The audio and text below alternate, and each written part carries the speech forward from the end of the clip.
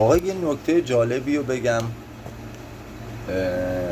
دیشب برای شام به اتفاق چند تا دوستام رفته بودیم رستوران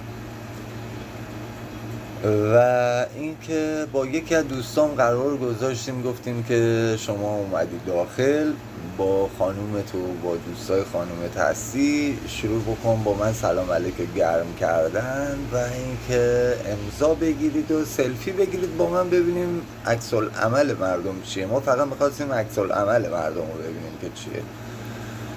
یه اتفاقی پیش اومد که ما خودمون متعجب شدیم.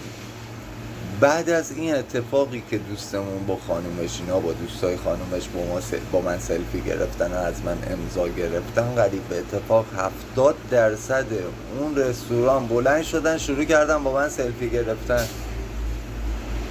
شاید باورتون نشه 30-40% دنبال خودکار و کاغذ بودن که همه امضا بگیرن. ما فقط میخواستیم عکس العمل مردم رو ببینیم. چقدر جوگیریم ما.